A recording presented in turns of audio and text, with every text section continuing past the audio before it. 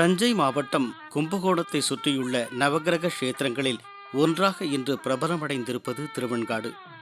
அங்கு சென்று வரும் யாத்திரிக பெருமக்களுக்கு ஒவ்வொரு சன்னதியிலும் நின்று நிதானித்து அங்கு எழுகின்ற நாதஸ்வரத்தை கேட்டு என்புற நேரம் இல்லை. ஆனால் கடந்த நூற்றாண்டில் அந்த குக்கிராமத்தை உலக புகழ்பெற செய்தவர் திருவெண்காடு சுப்பிரமணிய பிள்ளை என்றால் அது மிகையாகாது. இன்று அவர் இருந்திருந்தால் அவருக்கு சுமார் 113 வயது நிறைந்திருக்கும். திருவெண்காடு சுப்பிரமணிய பிள்ளை சீர்காழி அருகே அவரது மூதாதையருக்கு திருநாங்கூரில் 1906 ஏப்ரல் 26ஆம் நாள் பிறந்தார். பின்னர் இளம் வயதிலேயே இவரது குடும்பம் திருவெண்காட்டிற்கு குடிபெயர்ந்தது. அதனால்தான் திருவெண்காட்டில் இவரது இல்லத்தை நீண்ட காலம் நாங்கூரார் இல்லம் என்றே அழைத்து வந்தார்கள். நாதஸ்வர வித்வான் பரமநாத பிள்ளை சுந்தரம்பாள் தம்பதிக்கு சுப்பிரமணிய பிள்ளை ஒரே மகன். சிறுவயதிலேயே பெற்றோரை இழந்த பின் அவரது சித்தப்பா சாமிதுரை பிள்ளையின் நிழலில்தான் அவர் வளர்ந்தார். தமிழுடன் சமஸ்கிருதமும் தெலுங்கும் பயின்றார். நாதஸ்வர வித்வானாக இருந்த சாமிதுரை பிள்ளையின் வீட்டில் எப்போதும் நாதஸ்வரம் ஒலிக்கத்தானே செய்யும்.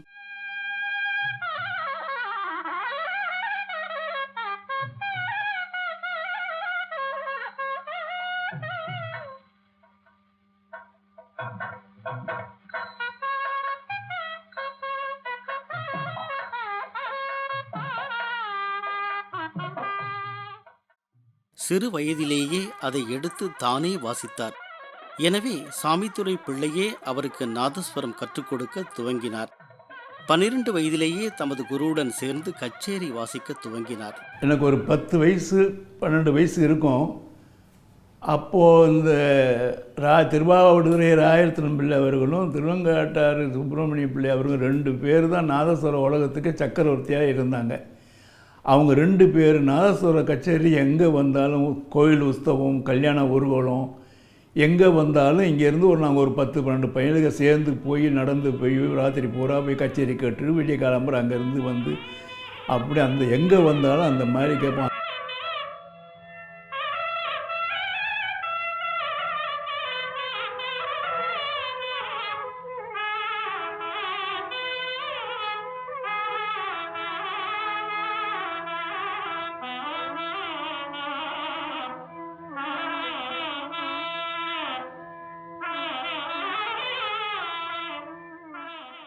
ஒவ்வொரு துறையிலையும் தெரிஞ்சுக்கிட்டு செய்கிறது ஒன்று, தெரிஞ்சுக்கிட்டதை கற்பனையாக செய்கிறதுன்னு ஒன்று இருக்குது. அதில் கற்பனைக்கு எட்டாத அளவுக்கு ராகா ஆலாபனைகள் இது மாதிரிலாம் செய்வாங்களாம். ரெண்டாவது ஒரு ஒரு ஸ்தாயில் நின்னாங்கன்னா அதுலேயே கற்பனை பண்ணி வாசிக்கிறதுல ரொம்ப நிகரற்றவங்கன்னு சொல்லி கேள்விப்பட்டிருக்கேன். ஒரு கச்சேரிக்கு வரும்போது இந்த நாதஸ்வரத்தை எடுத்துக்கிட்டு வரும்போது பார்த்தா முருகன் கையில் வேல் இருக்கிறது மாதிரி இருக்கும் அப்படின்னு சொல்லியிருக்கிறாங்க. இதுக்கு மேலே எனக்கு ஒரு பாக்கியம் கிடச்சிருக்கு. அவங்களுக்கு வயசான காலத்தில் நான் சில கச்சேரிகள் அவங்க கூட வாசிக்கிறது மாரி ஒரு பாக்கியம் எனக்கு கிடச்சிச்சு. அப்போ தான் நினச்சிக்கிட்டேன், இந்த வயசில் இப்படி ஒரு கற்பனையாக வாசிக்கக்கூடியவங்க அவங்க இள வயசில் எப்படி வாசிச்சிருப்பாங்க அப்படின்னு பார்க்கும்போது நான் மிகவும் ஆச்சரியப்பட்டேன். திருவெங்காடு சுப்பிரமணிய பிள்ளை தமது 17வது வயதில் புகழ் பெற்றார். அவர் ஒரு அழகர். தில்லானா பூகனாம்பாள் தொடரில் ஓவியர் கோகுலு வரைந்த சண்முக சுந்தரம் போலவே அசல் அச்சு. அவரை செம்மங்குடி சீனிவாச ஐயர் ஆண் மோகினி என்றே அழைத்தார். ஒரு அமைப்புன்னு சொல்லுவாங்க, பார்த்தோன்னே ஒரு மரியாதை கொடுக்குற அளவுக்கு ஒரு அம்சம், அப்படி உள்ள அம்சம் பெற்றவர்னு எங்கள் அப்பா சொல்லுவாங்க. ஆளும் ஜோராக இருப்பாங்க. ஆள் தியாகராஜ பாகவதர் மாதிரி அந்த கிராப்பு அந்த இதெல்லாம் வச்சுக்கிட்டு அந்த மாதிரி இருப்பாங்க. ஆள் நல்ல லட்சணமான ஆள். இன்றைக்கி திருவேங்கட ராஜா வராரு இன்றைக்கி அப்படிம்பாங்க. அதில் அவங்க வாசிக்கிறது ஒரு வராங்கும்போது அந்த அவங்கள அந்த சின்ன வயசில் அவங்கள பார்க்கறதுக்காக ஒரு கூட்டம் கூடுன்னு சொல்லுவாங்க. ஏன்னா நான் இந்த ஊரில் அவங்க அந்த தருமபுரம் ஆதீன வித்வானாக இருந்தபோது இங்கே வைகாசியில் திருக்கல்யாணத்துக்கு ஒவ்வொரு வருஷமும் வருவாங்க. அப்போ நான் சின்ன பிள்ளை. அவங்கள அந்த வாசிக்கிறது ரொம்ப பேருக்கு தெரியாதமா இருக்கலாம். அவங்கள பார்க்கறதுக்காக அந்த லட்சணத்தை அந்த நாதஸ்வர ராஜாவை பார்க்கணும் நம்ம அப்படின்னு அதுக்காகவே பார்க்கறதுக்காக ஒரு கூட்டம் கூடும். அப்படி ஒரு லட்சணமாக உள்ளவங்க அவங்க. திருவெண்காடு என்கின்ற இந்த ஊரின் பெயரை இந்திய துணைக்கண்டத்திலே மட்டுமில்லை, பல வெளிநாடுகளுக்கு திருவெண்காடு என்று ஒரு ஊர் இருக்கிறது என்பதை வெளிக்காட்டி கொடுத்தவர் நமது மரியாதைக்குரிய டிபி சுப்பிரமணியம் பிள்ளை அவர்கள். அப்படி ஏனென்றால் அவருக்கு பத்திரிகையிலே எந்த கல்யாணத்திலே பத்திரிகை போட்டாலும் திருவெண்காடு சுப்பிரமணிய பிள்ளை அவர்கள் என்று தான் பத்திரிகையிலே போடுவார். அப்படிப்பட்ட ஒரு பெரிய நாதஸ்வர அறிஞர். திருவெண்காட்டிலே சுப்பிரமணிய பிள்ளை இருக்கின்ற ஊரிலே ஒருத்தரை போய் கச்சேரிக்கு கூப்பிட்டால் அந்த காலத்திலே சொல்லுவார்கள், அவர் இருக்கின்ற ஊருக்கு நான் வர வேண்டுமா என்று கூட கேட்டிருப்பார்களா சில வித்வான்கள். இப்படியெல்லாம் பேசுவார்கள் அந்த காலத்திலே. அப்பேற்பட்ட ஒரு பெரிய மகான் இந்த ஊரிலே நாதஸ்வரத்திலே மகானாக இருந்தவர். திருவெண்காடு சுப்பிரமணிய பிள்ளையின் கச்சேரியை கேட்ட நாதஸ்வர சக்கரவர்த்தி திருவாவாடுதுறை ராஜரத்னம் பிள்ளை அவர்கள் வீடு திரும்பிய பின்பு இவர்தான் நம்ம வீட்டு மாப்பிள்ளை என்று முடிவு செய்து விட்டார்.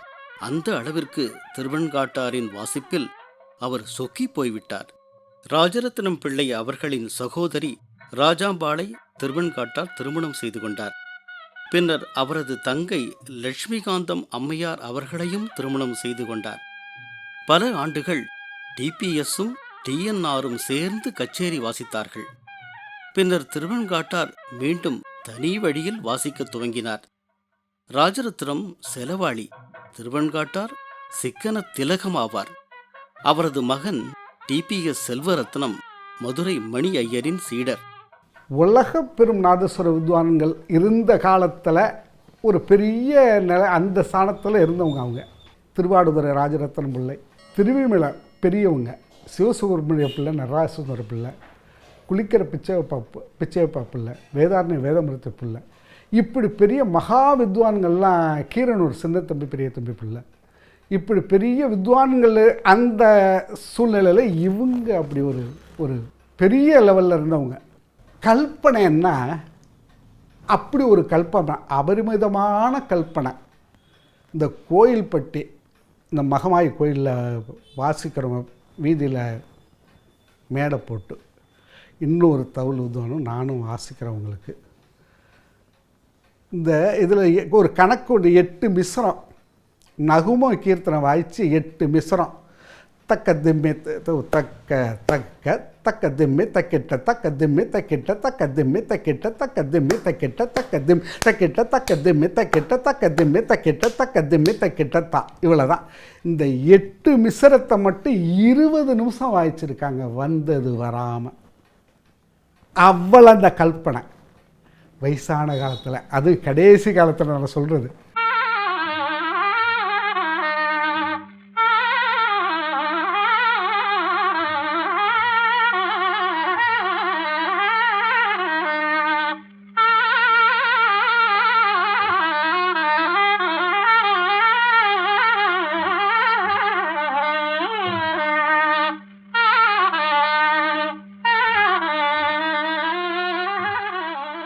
அவர் தனித்தன்மை என்ன என்றால், நாதஸ்வரத்தை 10 வயசில் அவர் நாதஸ்வரத்தை கற்றுக் கொடுத்தாங்கன்னு சொல்கிறாங்க. 10 வயசுல முடிஞ்சு எடுத்துங்கிறாங்க. சிலப்பதிகாரத்தில் மாதவி 5 ஆண்டு தண்டியம் முடித்து 12 வயசில் முடித்தாருங்கிறார். அவர் 12 வயதில் அரங்கேற்றம் செய்கிறாங்கன்னு. அதே போல் இப்போ பார்த்தா 10 வயசுலேயே அரங்கேற்றம் செய்கிறார் டிபிஎஸ்.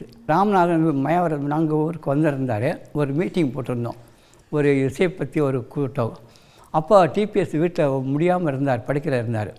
சரி, டிபிஎஸ் போய் பார்க்கணும் வாங்கினார். அப்புறம் நான் நண்பர் தியாகராஜன் அவர் சேர்ந்துக்கிட்டு வண்டி கட்டிட்டு டிபிஎஸ் வீட்டுக்கு போனோம். அவர் வீட்டில் படிக்கல இருந்தார். அப்புறம் நான் இந்த ராமநாதன் வந்திருக்கேன் அப்படின்னு சொல்கிறாரு.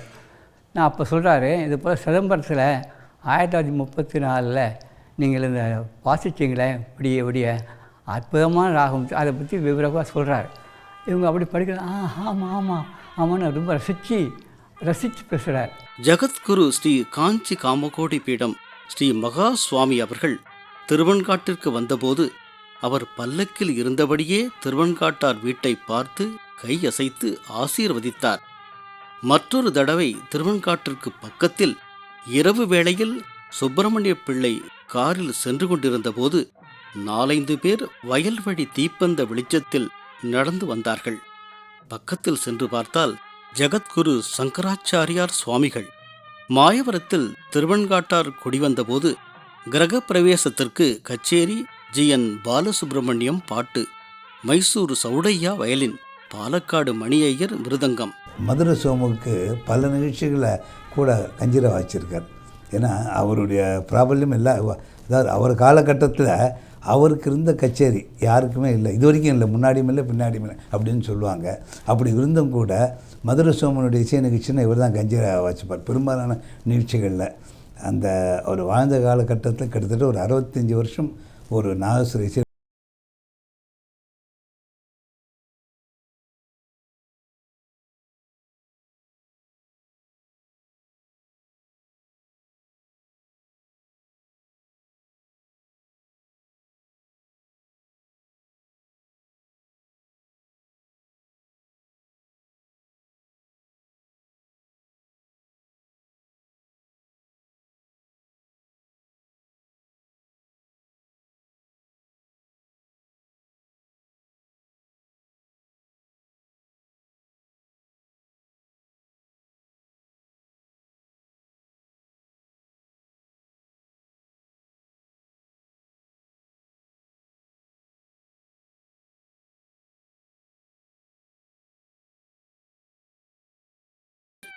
எம்பார் விஜயராகவாச்சாரியார், எஸ்.வி. சுப்பையா பாகவதர், நவாப் ராஜமாணிக்கம், எச்.ஜி. கிட்டப்பா, என்.எஸ். கிருஷ்ணன், ஔவை சண்முகம், எம்ஜிஆர், சிவாஜி கணேசன், டி.எஸ். பாலையா போன்றோர்.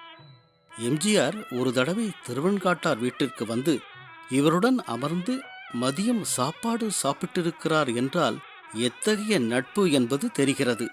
திருவெண்காடு சுப்பிரமணிய பிள்ளை 2 திரைப்படங்களில் நடித்துள்ளார். ராஜபக்தி, அம்மாஞ்சி என்பவை அந்த படங்கள். இவருக்கு மிகவும் பிடித்த ராகம் ஷண்முகப்பிரியா. வாசிப்பு மத்தியம சுத்தியில் அமையும். பெரும்பாலும் மோகனத்தில் இவர் அடிக்கடி வந்து தெய்வடத்தில் நிற்பாருங்கிறது.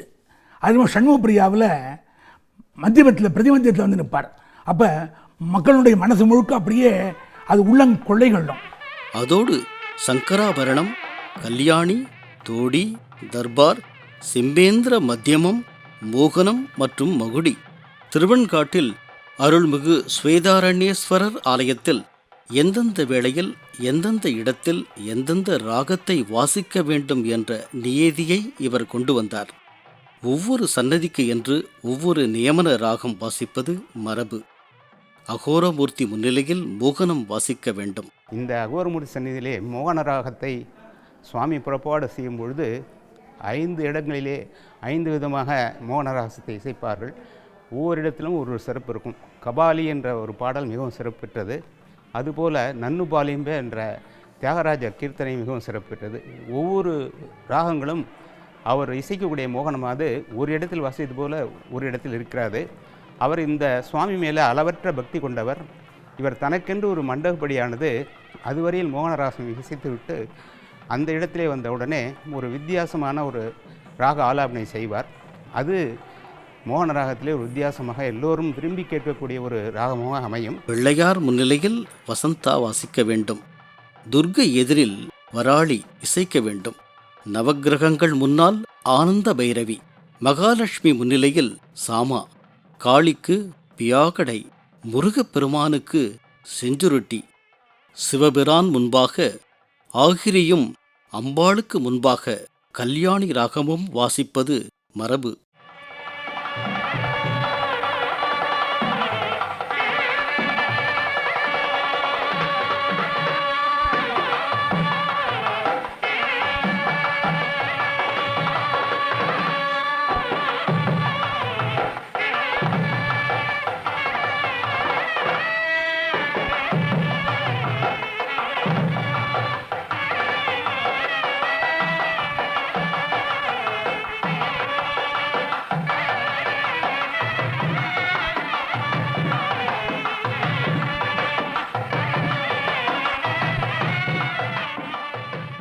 ஞாயிற்றுக்கிழமை என்றால் அகோரமூர்த்தி அவருடைய மிகவும் இஷ்டமான தெய்வம். அகோரமூர்த்தியை போய் தரிசிப்பது அவருடைய ரசமான வழக்கம். அது ஞாயிற்றுக்கிழமை என்றால் சாயந்தரம் கிளம்பிவிடுவார்கள். ராத்திரி 12 மணி முடிகிற வரைக்கும் அங்கேயே இருந்தால் தரிசித்துட்டு தான் வருவார்கள். அந்த அளவுக்கு அந்த அதுக்கு அந்த கடவுள் மீது மிகுந்த பற்றும் பாசம் கொண்டவர்கள். எங்கள் வீட்டிற்கு பக்கத்திலேயே திருமுனையிலேயே ஒரு பிள்ளையார் கோயில் ஒன்றை கட்டி அந்த கோயில் குபாபிஷேகம்லாம் பண்ணி அந்த கோயிலை நிறுத்தி வந்து கொண்டிருக்கின்றோம். பிரசித்தமான ஒரு பிள்ளையார் கோயிலாக அந்த கோயில் இருந்து கொண்டிருக்கிறது. அந்த கோயிலுக்கு உண்டான அனைத்து முறைகளையும் அவர்கள் செய்து வைத்து நாங்கள் அதை பின்பற்றி செய்து கொண்டிருக்கிறோம் என்பதை நான் மகிழ்ச்சியும் தெரிவித்துக் கொள்கிறேன். டாக்டர் டிபிஎஸ் அவர்கள் நிறைய விருதுகளையும் மரியாதைகளையும் தன் வாழ்நாளில் பெற்றுள்ளார். அவர்தாம் வாழ் சக வித்வான்களும் சங்கீத பிரபலங்களும் அவரின் வாசிப்பை மிகவும் ரசித்தும் பாராட்டியும் உள்ளனர். காரணம், அவர்தம் வாசிப்பில் புதிய புதிய உத்திகளை கையாண்டது. உதாரணமாக, நாதஸ்வரத்தோடு வயலின், மிருதங்கம் மற்றும் தம்பூரா ஆகியவற்றை முதன்முறையாக பிரயோகப்படுத்திய பெருமை திருவெண்காட்டாரையே சாரும். திருவெண்காடு சுப்பிரமணியம் பிள்ளை என் மூத்த புதல்வர் திரு டிபிஎஸ் செல்வரத்னத்தின் மூத்த புதல்வி நான். எங்கள் தாத்தாவின் செல்ல பேத்தி நான். எங்கள் குடும்பத்தில் 3 தலைமுறைக்கு பெண். அந்த 3 தலைமுறையிலுமே பெண்களே கிடையாது. அந்த 3வது தலைமுறையில் தான் நான் ஃபஸ்ட்டு எங்கள் வீட்டில் பெண்ணாக பிறந்தேன். அதனால் எங்கள் தாத்தா பாட்டிக்கு நான் பேத்தி கிடையாது, பொண்ணு மாதிரி தான் என்னை வளர்த்தாங்க. எங்கள் அம்மா அப்பாட்ட இருந்ததோட நான் எங்கள் தாத்தா பாட்டிக்கிட்ட வளர்ந்தது தான் அதிகம். அவங்களுடைய செல்ல பிள்ளையாகவே நான் வளர்ந்தேன். நான் எது கேட்டாலும் எனக்கு கிடைக்கும், என்ன கேட்டாலும் கிடைக்கும். எங்கள் தாத்தா எனக்கு தான் ஃபஸ்ட்டு. எது வேணாலும் நான் கேட்டேனாக்கா நீ கிடச்சிரும், அப்படியே வளர்த்தாங்க. அதே சமயத்தில் எங்களை கட்டுப்பாட்டோடையும் ஒரு குடும்பத்திலேருந்து எப்படி நாங்கள்லாம் வளரணுங்கிறத எங்களை சொல்லி கொடுத்து வளர்த்தது எங்கள் தாத்தா பாட்டி தான். இன்றைக்கும் நாங்கள் அவங்க சொல்லி கொடுத்தது ஃபுல்லாக ஃபாலோ பண்ணி இன்றைக்கு வரைக்கும் நாங்கள் வாழ்ந்து கொண்டு இருக்கிறோம். எங்கள் தாத்தா நான் படிச்சுட்டு இருக்கும்போது எனக்கு படிக்கிறதுல எந்த விதமான ஒரு இதுவுமே வச்சது கிடையாது. நான் சின்ன வயசுலேருந்தே நான் டாக்டருக்கு தான் படிப்பேன், டாக்டருக்கு தான் படிப்பேன், டாக்டருக்கு தான் படிப்பேன், மற்ற படிப்பை நான் படிக்க மாட்டேன்னு சொல்லிகிட்டே இருப்பேன். நீ படிடாமா, உனக்கு என்ன வேணும்னாலும் என்னை பேர் சொல்லிவிட கூட மாட்டேன். ஆச்சிங்கிற ஒரு வார்த்தை தவிர அவங்க வாயிலிருந்து வேறு எந்த வார்த்தையுமே வராது. நீ படித்து நீ நல்ல மார்க் வாங்கினா உனக்கு நிச்சயமாக நீ டாக்டருக்கு படிக்கல, நான் அவங்க குறிப்பிடவே மாட்டேன்னு குறுக்கிடவே மாட்டேன்னு சொல்லிட்டு என்னை நான் டாக்டருக்கு படிக்கணும்னு சொன்னோன்னே என்னை படிக்க வச்சாங்க. அவங்களுடைய இதோடு தான் நான் கம்ப்ளீட்டாக டாக்டருக்கு படித்தேன். எனக்கு விவரம் தெரிஞ்சதுலேருந்து நான் கேட்டு எனக்கு எதுவுமே இல்லைன்னு சொன்னதே கிடையாது. அவங்க ஒரு தடவை நான் ஃபைனல் இயர் படிக்கும்போது அவங்க சிங்கப்பூர் போயிருந்தாங்க. சிங்கப்பூர்லேருந்து என்னை கேட்டாங்க, உனக்கு என்னடா வேணும்னு. எனக்கு ஸ்டெத்தஸ்கோப் வேணும், எனக்கு பிபி அப்பாரட்டஸ் வேணும் அப்படின்னு நான் சொன்னேன். இறங்கும்போது ஃபஸ்ட்டு பெட்டியை திறந்து எனக்கு பிபி அப்பாரட்டஸு, ஸ்டெத்தஸ்கோப்பு அதெல்லாம் எடுத்து என் கையில் கொடுத்து தான் மற்றவங்களாம் எந்த சாமானம். அவங்களுக்கு பெண் குழந்தைங்கள்லாம் ரொம்ப ரொம்ப ரொம்ப பிடிக்கும். அந்த காலத்திலேயே அவங்க பெண் குழந்தைங்களுக்கு முக்கியத்துவம் கொடுத்து வளர்த்தாங்க. முதலாக டாக்டர் திருவெண்காடு சுப்பிரமணிய பிள்ளை அவர்களுடைய இல்லத்திற்கு சென்று என்னுடைய வருங்கால மனைவியை தேர்ந்தெடுப்பதற்காக, பெண் பார்ப்பதற்காக நான் சென்றிருந்தேன். வீட்டிற்குள் நுழைந்தவுடன் முதலில் டாக்டர் திருவெண்காடு சுப்பிரமணிய பிள்ளை, எங்களுடைய மதிப்பிற்குரிய தாத்தா அவர்கள் உட்கார்ந்து கொண்டிருந்தார்கள். என்னை பார்த்தவுடன், வாங்க மாப்பிள்ளை, வாங்க உட்காருங்க அப்படின்னு முதல்ல அவங்க வீட்டில் என்னை மாப்பிள்ளைன்னு கூப்பிட்ட முதல் ஆள் எங்களுடைய மதிப்பிற்குரிய தாத்தா திருவெண்காடு சுப்பிரமணிய பிள்ளை அவர்கள் தான். நல்லபடியாக இவங்களுக்கு கல்யாணமும் பண்ணி கொடுத்தாங்க. நாங்கள் 2 பேரும் அவங்க கொள்ளு பேரனையும் பார்த்தாங்க. என் பையன் பிறந்ததுக்கப்புறமும் அவங்க உயிரோடு தான் இருந்தாங்க. எங்கள் அப்பா எங்கள் தாத்தாவுக்கு நீங்கள் ஏதாவது பண்ணணுமா, நீ அந்த உன்னுடைய அவங்களுடைய நினைப்பு உங்களுக்கு எப்போது இருக்கணும், இந்த ஊரில் யாருமே மறக்கக்கூடாது, நீனும் உன்னுடைய கணவரும் சேர்ந்து நீங்கள் ஏதாவது செய்யணும்னு சொன்னாங்க.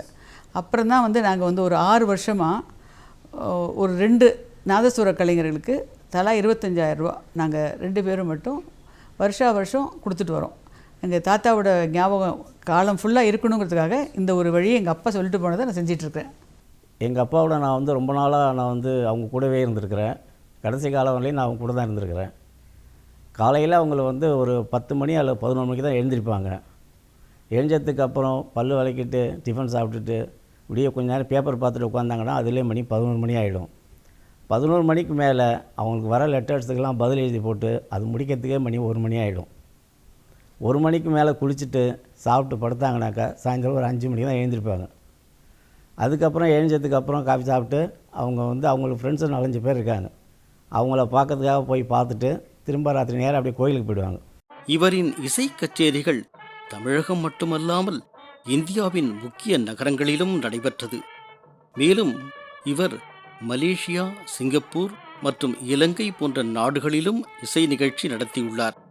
அன்னாரின் முயற்சியால்தான் நாதஸ்வரம் மற்றும் தவில் வகுப்புகள் இசைக்கல்லூரியில் முதன் முறையாக ஆரம்பிக்கப்பட்டன.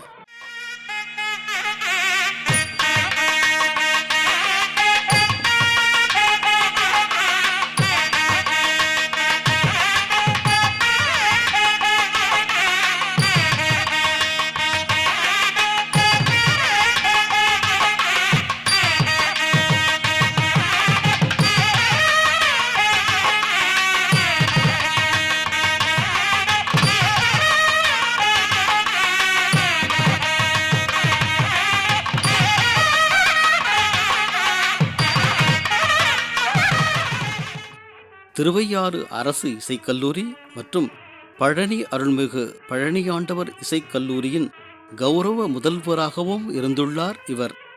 திருவையாறு ஸ்ரீ தியாக பிரம்ம சபாவின் செயலாளராகவும் பணிபுரிந்துள்ளார். மேலும் மத்திய மற்றும் மாநில இசைக்குழுக்களின் உறுப்பினராகவும் பணியாற்றினார். அவரின் அநேக நிகழ்ச்சிகளும் பதிவு செய்யப்பட்டு இசைத்தட்டு, ஒலிநாடா மற்றும் குறுந்தகடுகளாக வடிவாக்கம் செய்யப்பட்டுள்ளன. இவர் 12 ஆண்டுகள் தஞ்சை மாவட்டம் தருமபுரம் ஆதீன முதன்மை நாதஸ்வர வித்வானாக விளங்கினார். இதர ஆதீனங்களான திருவாவாடுதுறை மற்றும் திருப்பனந்தாள் ஆதீனங்களும் இவரை கௌரவித்துள்ளன. திருவெண்காடு சுப்பிரமணிய பிள்ளை பெற்ற விருதுகளின் பட்டியல் மிக அதிகம். ஜகத்குரு ஸ்ரீ காஞ்சி காமகோடி பீடம் ஸ்ரீ மகா சுவாமி அவர்கள் அளித்த ஸ்வேதாரண்ய பன்னாக நாதமணி என்ற பட்டம், தமிழ்நாடு சங்கீத நாடக சங்கத்தின் முதல் நாதஸ்வர கலைஞர் விருது, சென்னை முத்தமிழ் பேரவையின் நாதஸ்வர செல்வம், தலைநகரத்தில் உள்ள சங்கீத நாடக அகாடமி 1978ஆம் ஆண்டு முதலாக நாதஸ்வர கலைஞருக்கான ஃபெலோஷிப் விருதை வழங்கி கௌரவித்துள்ளது. ஒவ்வொருத்தரும் ஒரு விதமான விதத்தில் இங்கே தஞ்சை மாவட்டத்தில் இருந்திருக்காங்க. திருவாரூர் ராஜரத்னம் உள்ள ராகத்தில் ரொம்ப பிரமாதமாக வாசிப்பாங்க.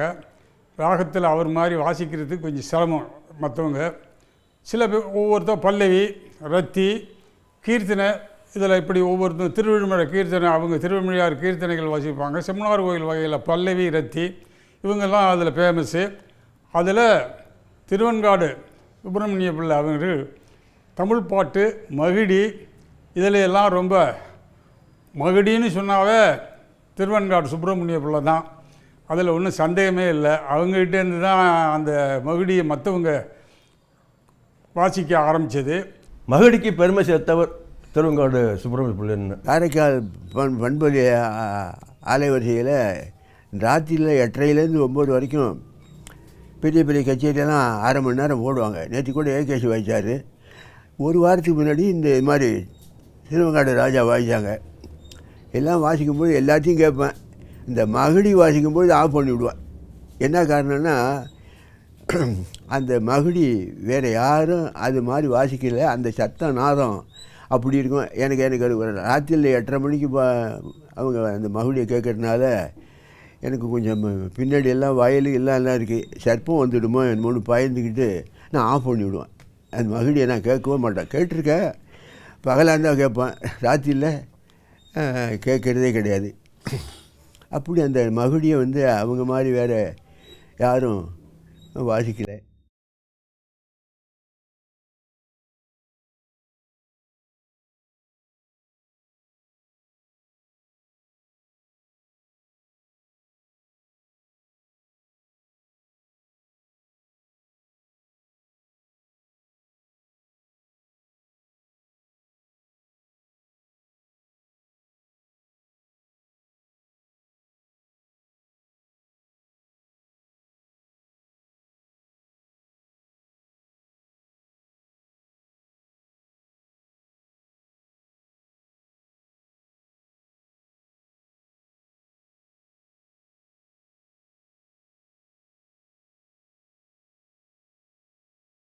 நாகின் என்ற ஒரு படத்தினுடைய, இந்தி படத்தினுடைய, அது ஒரு பாம்பு சம்மந்தப்பட்ட படமாகவும் மகுடி சம்பந்தப்பட்ட இசை சம்பந்தப்பட்ட ஒரு இந்தி படத்தில் உள்ள பாடலை அவர்கள் வாசித்திருக்கிறார்கள். அதே போல் அதனுடைய இசையை அப்பொழுது ஆங்கில மேனாட்டு இசை வல்லுநர்கள் அதனை ஒரு மேனாட்டு கருவியுடன் இசைத்த ஒரு ஒலிப்பு இசைத்தட்டானது வெளியிடப்பட்டு இங்கே வாசிக்கப்பட்டது. அதனை மிகவும் ரசித்தவர்கள் நம்முடைய ஆச்சாள்புரம் சின்னத்தம்பி அவர்கள். அவருடன் கூடவே இருந்து இப்பேற்பட்ட ஒரு சங்கீதத்தை உலகமே மயங்கக்கூடிய, பிராணிகளெல்லாம் மயங்கக்கூடிய, அதிலும் குறிப்பாக மகுடி எடுத்து மயங்கக்கூடிய ஒரு பெரிய இசை வல்லுநரை இந்த திருவெண்காடு க்ஷேத்திரம் பெற்றிருக்கிறது என்றால், உலகத்திற்கு திருவெண்காடு என்ற க்ஷேத்திரத்தை இந்த கலியுகத்திலே உலகத்தை காட்டியவர் நம்முடைய நாதஸ்வர சக்கரவர்த்தி, நாதஸ்வர ராஜா டிபி சுப்பிரமணிய பிள்ளை என்பது எங்களுக்கு எல்லாம் அவர் காலத்தில் நாங்கள் வாழ்ந்தது மிகவும் பெருமைக்குரியது. தஞ்சை தமிழ் பல்கலைக்கழகம் 1984ஆம் ஆண்டு கௌரவ முனைவர் பட்டம் வழங்கி கௌரவித்தது. திருவெண்காட்டாரின் பெருமைக்குரிய பல முதன்மைகள் 1938ஆம் ஆண்டு அகில இந்திய வானொலி சென்னை நிலைய துவக்க விழாவில் நாதஸ்வரம் வாசித்துள்ளார். தேசப்பிதா காந்திஜியின் புகழ்பாடும் ராம்துன் பஜன் பாடல்களையும் பாரதியாரின் தேசபக்தி பாடல்களையும் நாதஸ்வரத்தில் வாசித்துள்ளார். தேசிய கீதத்தை நாதஸ்வரத்தில் ஒலியாக்கம் செய்துள்ளார். மகாத்மா காந்தி மேலே ரொம்ப அளவு கடந்த ஒரு பக்தி உண்டு. அதனால் எப்போ அவர் பெரும்பாலும் கதர் தான் உடுத்துவார். மகாத்மா காந்திக்கு பிடித்த பாடல்கள்லாம் இதில் இசைத்தட்டில் இது பதிவு பண்ணியிருக்கார். இசைத்துறையில் மட்டுமல்லாமல் திருவெண்காட்டார் அவர்கள் தமிழ்நாடு காதி மற்றும் கிராமப்புற தொழில் குழுமத்தின் ஆலோசனை குழு உறுப்பினர், தமிழ்நாடு மாநில இந்து சமயம் மற்றும் அறநிலையத்துறை ஆலோசனை குழு உறுப்பினர், மயிலாடுதுறை நகராட்சியின் நகராட்சி கவுன்சிலர், இசை சக்கரவர்த்தி. திருவெண்காட்டில் ஈசான முறையில் வடக்கு மற்றும் கிழக்கு வீதி சந்திக்கும் இடத்தில் தனது சொந்த செலவில் அருள்மிகு செல்வ விநாயகர் ஆலயத்தை நிறுவி 25/3/1935ஆம் ஆண்டு முதன் முறையாக குடமுழுக்கை பெருமையுடன் நடத்தியுள்ளார். நாதஸ்வர சக்கரவர்த்தி டாக்டர் திருவெண்காடு சுப்பிரமணிய பிள்ளை அவர்கள் நாதமே உயிர், கீதமே வாழ்வு என்று வாழ்ந்து காட்டியவர்.